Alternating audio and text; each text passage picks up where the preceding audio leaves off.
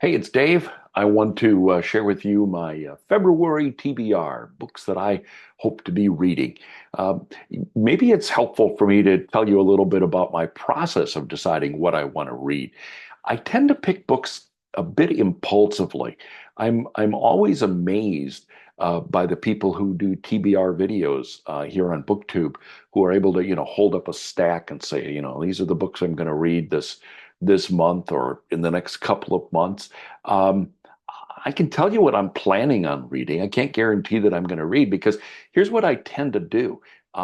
Yes, I mean I do have a long list of books that I want to read, but I go through that list and I just kind of pick them on a whim. It's like um, what moves me at the moment, what I'm interested in.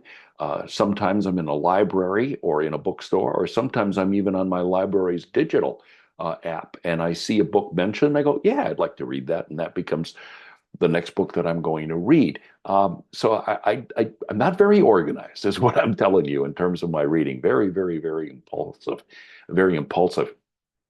One of the books, though, that I am definitely going to read is called Carson the Magnificent by Bill Zehme, I believe is how you pronounce his name, and Mike Thomas. So, of course, everybody knows who Johnny Carson is. I think everybody knows who Johnny Carson is, unless you're much, much younger than I am. Of course, he ruled late night television for decades and decades here in the United States.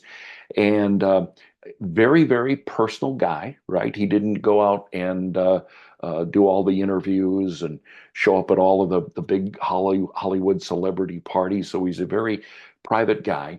And Shortly after his death in 2005, people encouraged Bill Zehme, who had written a lot of different biographies on celebrities, to write a book about Johnny Carson. But it was really decades before that Bill Zehme decided to. Well, he was a fan. He was a big fan of Johnny Carson. In fact, he filled up a storage locker with all of the research he had done and things like that. And so he started to write this book. Unfortunately, then the author passed away.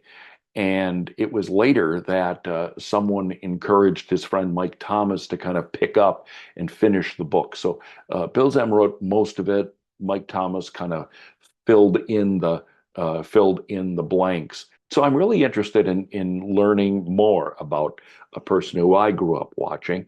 At least if you were in my generation, staying up late or having your parents allow you to stay up late to watch Johnny Carson was a big treat. And then later, as you got older, you kind of fell into the habit too. And so I'm very interested in reading Carson the Magnificent. Another book that I want to read is called Frostbite: How Refrigeration Changed Our Food, Our Planet, and Ourselves. It's written by Nicola Twilley.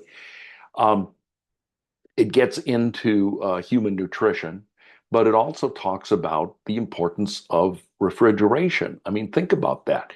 Um, we get tomatoes in January. I live in the northern part of the United States, and I grow tomatoes in the summertime.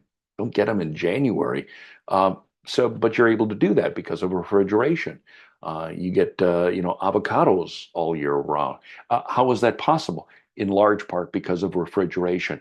And as the title suggests, it changed our food, our planet, and ourselves. A book is called Frostbite. I plan on reading that one.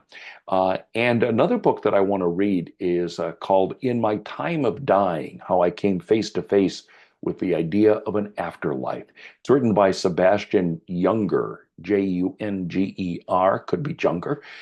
One day, I mean, this is a personal story. One day, the author was at home with his family, and he got this incredible abdominal pain. Eventually, he was rushed to the hospital by ambulance, and he started dying. He was slipping away. And while that was going on, I mean, he obviously survived. But during that process of dying, he was visited by his deceased father, who told the young man to join him. His father, according to Younger, said, "It's okay. There's nothing to be scared of. I'll take care of you." And that was the last thing he remembered until the next day when he kind of regained consciousness and was told that he suffered a ruptured aneurysm that he almost did not survive. So he wrote this book about his personal experiences in my time of dying, how I came face to face with the idea of an afterlife. Plan to read that one this month.